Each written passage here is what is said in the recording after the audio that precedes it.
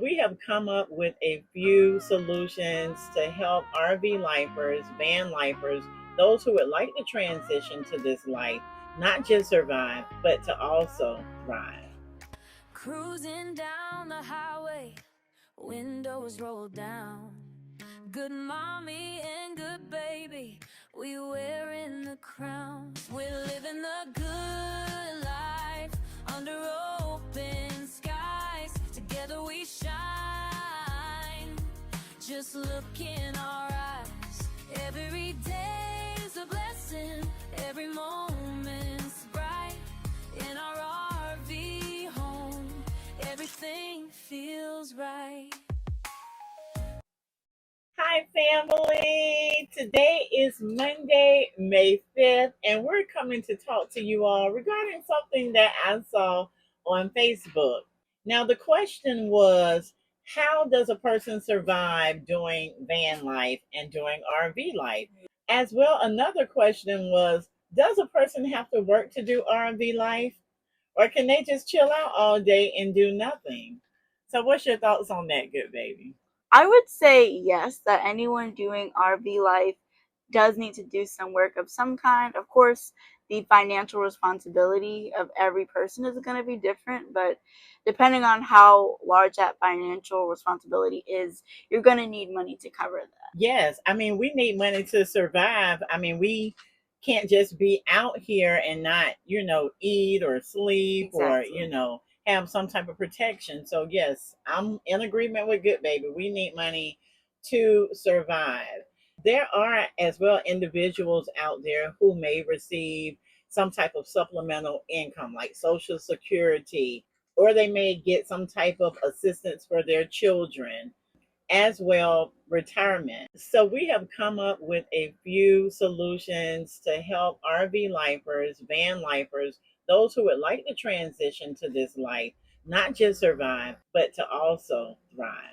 I am a part of quite a few RV van life groups on Facebook, and from time to time, I see people who are going to food banks. Um, they don't have money to stay at a campsite. They're boondocking and they're afraid. They don't have, money for gas. They're barely making it. We were at Walmart yesterday and we saw some people who were in an RV. A sheriff officer gave them the knock. And when I took Sweet Boy out this morning, of course, they had to move yesterday, and it looks like the sheriff officer possibly gave them a ticket.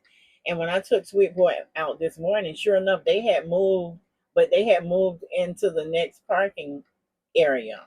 Like they were at a Walmart parking lot and they moved to a Home Depot parking lot area. So, I mean, it's really some people out here who are hurting, not just doing van life or RV life, but even staying in brick and mortar homes. So, Good Baby and I tried to come up with some options that may help. And for those who are watching who are doing very well, who are surviving, who are thriving, doing this lifestyle, please comment below and give any tips that you may have. Because believe it or not, people read the comments. People enjoy the comments just like Good Baby and I, and they use the advice that you give if it applies to them. So, please feel free to comment. I'll never think that you're commenting something and people are not reading it, because people do read your comments. Trust me. So, one of what I find to be the most creative and fun ways to survive during this lifestyle is freelance work. Now, basically, a freelance worker is someone who basically operates and owns their own business, where they usually create some type of product that applies to one of their skills or interests. So, a freelance worker could produce music, they could make jewelry, they could produce paintings. There are so many different mediums that you can sell. And especially when it comes to like creative people, so like if you're a creative or artist and any different fields, being able to sell your art is a really great way to not only make money and survive during this lifestyle, but also have a lot of fun while you're doing it. Sure. So I think it's really good if you do have a type of skill that you personally enjoy. Trying to sell your products, of course, it takes time to build a business, so it's not something that possibly you'll be able to do overnight. You may have to do something else on the side while you build up a freelance business. However, it's a really good option if you do have a skill that you'd like to share. And as I said, I mean, I think doing anything, creative, if you're a creative person, is one of the most fun things you can do. So I think it's a great way to harness your skills while you are on the road. Oh, that is awesome, good baby. And it made me think about when we were selling paparazzi. Oh, yeah. So we would go to these craft shows and we would try to sell the paparazzi jewelry. But one thing I noticed, they would always ask us if we made it, if we made the jewelry. And I would say, I'm thinking, they don't want anything made. They want, something, well, made, but they want something that is like new, store bought, not used or what have you. And they were not interested in the paparazzi for the most part. I mean, we would do good with it, but for the most part, they wanted something handmade. They wanted something that the person put their own creativity in, their own work into, and I was telling you all that I wanted to start by making bracelets, so I started making these bracelets. And it made me think as I was making each bracelet, if I was to go to a craft store now, they would really love these and probably purchase them like nobody's business because that's what they want. Yeah. So yeah, don't be afraid to use your own creativity. Don't be afraid to make something your own and use the gifts and talents that God has given you. That's why He gave them to you so that you can use them and so that other people can see your talent, your skills that He's blessed you with. So, even these bracelets, I think Good Baby and I may start by going to some craft events, sometimes and selling bracelets and necklaces that we make ourselves and see how well we do on them. I mean, you can make so many things. Hair bows, you can make bookmarks. You can make, I mean, it's just, y'all know it's a long list of things that you can make. T-shirts, hats, just some of everything. And you can use that to help you financially. Yes. So yeah, you got to think outside the box. Never be boxed in. You can make all types of things. I remember one time we went and it was a lady next to us. She had some beautiful wreaths. Do you remember that? Not really. She I mean, had we went to Christmas so many. wreaths. She had Halloween wreaths. She had all types of wreaths. And I remember someone else had made, and this was before we had Sweet Boy. If we had Victory during that time, I probably would have sold them out. They were making all types of things for pets. So you just got to think of things that you can make it your own, have fun with it. Like I'm thinking about maybe putting names on the bracelets. So just have fun with it. And as you have fun with the talents that God has given you, you'll see yourself thriving. And just to piggyback on what you said about how people appreciate handcrafted items, I remember one of my favorite childhood memories. Some of you all may not know what I'm talking about, but if you're like in Gen Z, you'll probably get what I'm talking about. One of my favorite childhood hobbies was making rainbow loom bracelets, which are basically bracelets that you make out of rubber bands. Yes. And I absolutely love them. I remember when I was elementary school, I mean, they were so popular. I mean, you would see every other kid would at least have one bracelet or they would have a sleeve of bracelets. And so sometimes while Goodmommy would sell paparazzi at these events, I would have my own little stand of rainbow loom bracelets. And I just remember homemade, y'all, and she was probably making more than me. And yeah, they sold very well pretty much every single time I sold them, because people love knowing that you put work into something. Even when we used to do lemonade stands, people, when I said that it was freshly squeezed lemonade that we made ourselves, people absolutely loved that. That's true. And That's true. people really appreciate craftsmanship in general. So I really encourage you. It can be something simple. It doesn't have to be something super complex, but people just enjoy knowing that you put your heart into something. And so whatever that thing is that you know, enjoy and whatever brings you joy to make, we recommend that you use that to, as Goodmommy said, thrive, because that's honestly the most fun way that you can do that. It's so rewarding, y'all, when you make your own. All right, you all. So the next one is what I actually do, virtual work.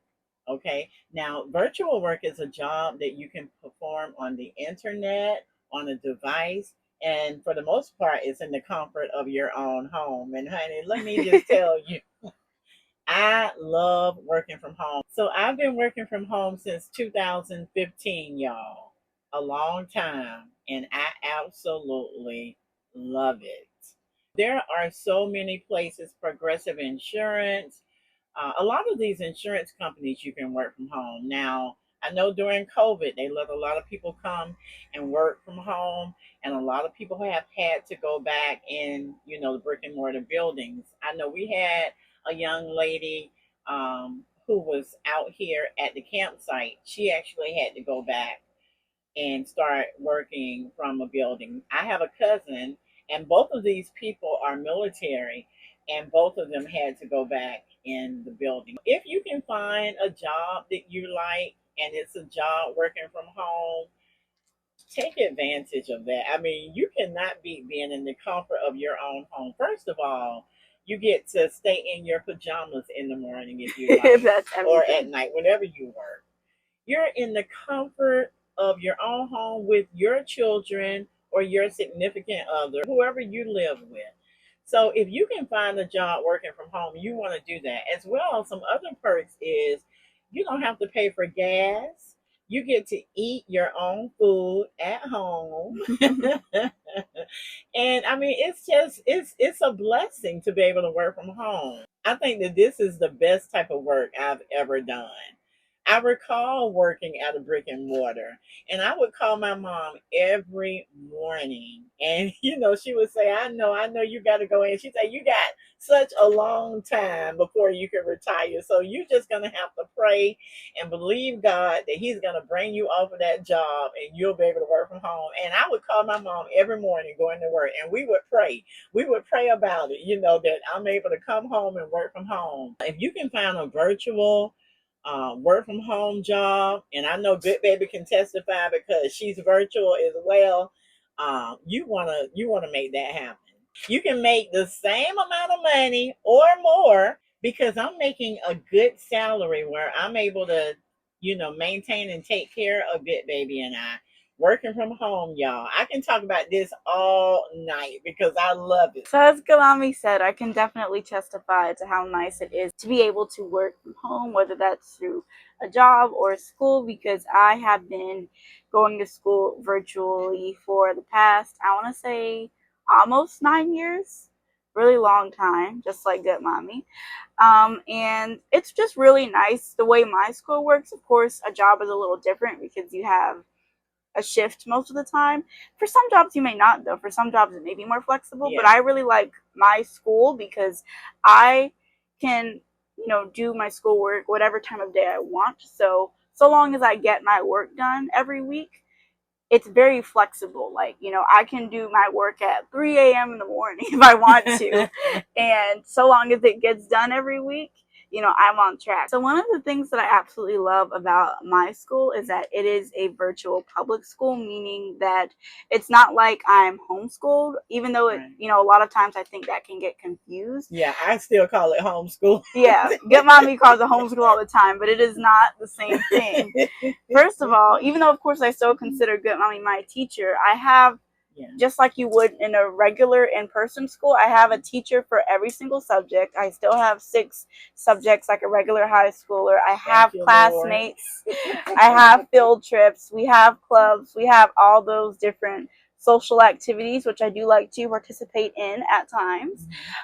And so I really like that. It gives me the flexibility to still be able to socialize and interact with my classmates, but it also gives me my own space to do my own thing and work on my own schedule. So I really like how it balances kind of that independent type of learning with also having that sense of social interaction, because I think it's important to have access to both of those things.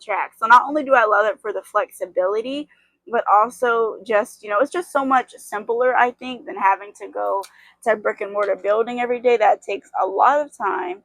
Having, my own time and my own space to be able to do my work keeps me focused. And, it just is really nice, like Mommy said, to be able to work in the comfort of your own home, whether you are like us and you're sedentary, or I would probably say even more so if you're boondocking and you're going place to place all the time. It's really nice to, wherever you are, to be able to work in your own home. So this is for anyone, but especially if you are constantly traveling, having a job that you can do remotely is everything, I think, to just protecting your peace and also just thriving within this lifestyle. So if there's any tip from today's video that I suggest, this would probably be the top one. Yes. And I was going to mention peace, because you have so much peace, honey, when you are working from home. You don't have to worry about, somebody being on your back. I know I don't anyway. You don't have to worry about, gossip. Just so many things. You don't have to worry about getting sick for the most part, because you're not in the environment where a lot of germs are. As long as you're keeping your place clean and you're watching, what you do or what you hang around when you're out. But yeah, I mean, your peace is, everything, honey. Your peace is, you want to keep your peace. So this next job opportunity is something that I would say is a little bit more uncommon in the RV community. It's not something that a lot of people do, but it is a really important job in our opinion. Yes. And that opportunity is what is called a camp host. So if you are the type of person who lives in an RV campground like me and Goodmommy do, of course you're going to have a whole lot of campers, but for the most part, an RV park is going to have what is called a camp host, who is basically another camper at the park who is responsible for maintenance, so making sure that the park is well groomed, greeting guests who are possibly new to the campground, explaining the rules, but also making people feel welcome. If there's any issue in the RV park with anything, that's the person you call, that's the person you come to for advice or suggestions or whatever the case may be in that situation. So they're kind of like the contact person within a campground. And so it is definitely a large job. It is, a big responsibility, and it's not even always for pay. Obviously, we're talking about financial, security in this video. So obviously, if you want to make a profit off of it, you just have to go to a campground where they pay the camp host. Sometimes the camp host can be by volunteer, but sometimes it's a paid job as well. But it is a really big time consuming job, and so that's why you don't see a whole bunch of videos of RV lifers who are camp hosts, because it is, a big commitment, but it is definitely a crucial one. And so I thought that would be something really great for us to talk about as well, because it's a pretty underrated job, but it's an important one nonetheless. It's very, very, very important. And we are learning that now, because as Goodbaby stated, we're staying in an RV park. We currently do not have a camp host. We did have one when we first came to this RV park, and you can definitely tell the difference. If you are a camp host, you definitely want to be very friendly. You want to be a person that communicates very well and that is willing to help everybody who is at that campground. Of course, you may have some people that you like more than others, but you want to try to show everyone respect and love. And when we first came to this campground, we had an amazing camp host. And we still keep in contact with them, him and his wife. Even if you do decide to live at a campground without a camp host, I cannot say enough. You don't have to obviously be an extrovert or anything like that. Oh yeah. But being neighborly and building community where you live is such an important part of RV life. That's right. And it doesn't even have to be you don't have to be anyone's best friend or anything, but even waving to your neighbor, as you drive by, or talking to your neighbor, helping your neighbors if they're having issues, or asking them a question if you have it, or exchanging phone numbers even with your close by neighbors. So if there's an emergency, you have someone to call. That is everything. I know it's been everything for us, and it just helps you feel so much better about where you're staying. So we definitely recommend. You don't have, like I said, you don't have to be anyone's best friend, but just having that neighborly relationship with those who are living near you, just like in a house, basically, that's really important, because not only is it going to help, you for your security, but, it just feels better to live in a space that feels like a community. So true. You never know who you may need one day. Another option to help you financially could be a delivery worker. Now, there are all sorts of delivery workers. Of course, you have Spark, you have DoorDash, you have Uber. But as well, you could do Pizza Hut, you could do Domino Pizza. I mean, it's so much out here now that we can do to help us financially. So yeah, I mean, those are some other ways, some other avenues of making money. Now, I can tell you this much because we've done DoorDash.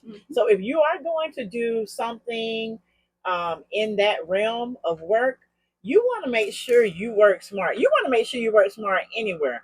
But if you're doing DoorDash, you got to be smart, taking those orders. You got to count in your gas, count in your mileage. You got to count in what could happen maintenance wise to your automobile, because they're not thinking about that for you. You have to think about that for yourself. But some pros in doing DoorDash or some of these driving jobs is that you can learn the neighborhood. So if you visit a state and you don't know that state or city, should I say, you can learn that city. You can learn different neighborhoods by doing DoorDash. You can learn the good areas, you can learn the not so good areas, and you know where to, work. And the last option that we will be discussing in today's video is something very personal to us, which is content creation.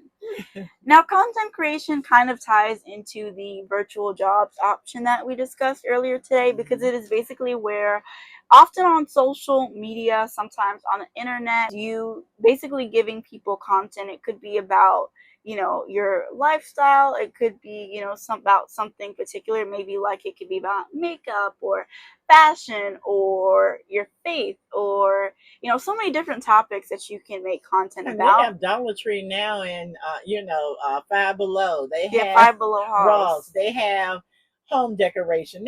You can do some of everything as a content creator. It's such a blessing, y'all, to be a content creator. When I first learned about social media, I didn't understand it. I didn't understand how a person could put pictures on there of their family, show where they live, show their personal information. But I guess if the United States is putting our political status online, they're putting our phone numbers online, they're putting our address online. I guess it's okay for us to put what we want to put online. So yeah, if it's something you would like to do, go for it. It can really help benefit you in more ways than one. As well, you can help someone else. Someone may be watching you that needs what you're putting out there. So yeah, content creation is, really, really good. Go for it. So I really love how, you get to grow your journey, and, you can look back at, your first videos. Like, even now, I love looking back at our first videos when we first started this YouTube channel, and seeing how much we've grown and how much our community has grown since the start of our channel. So it's really rewarding, not just for the idea of being monetized, but also the virtual community you can build is just priceless. These are memories that are being made that can never be taken away from us. When Goodbaby have her children, they'll be able to go back and look at Good Baby when she was a teenager. They'll be able to go back and look at me at my age now and see how we were, during that time. If you use these platforms in the right way, it can really be a blessing for you. It can really be a benefit. It can be a testimony of God's goodness. So yeah, we encourage, you to use these platforms if that's something that you would like to do. As we always say, be good to yourself and be good to others. All right, y'all. So that brings us to the end of this video. We hope that you all learned something that can help you. As well, again, if you have any tips or comments, please be sure to comment and, help someone else. And as always, if you haven't already, please be sure to give this video a humongous thumbs up and subscribe to our channel down below. Also, please hit the notification bell so you'll never miss any of our future videos. Click the link in our description box to become a channel member today, and share our channel with your family and friends so that our family can continue to grow. And don't forget, be good to yourself and be good to others. Love you all. Bye.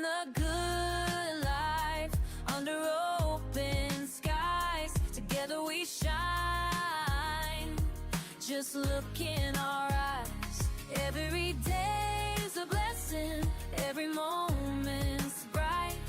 In our RV home, everything feels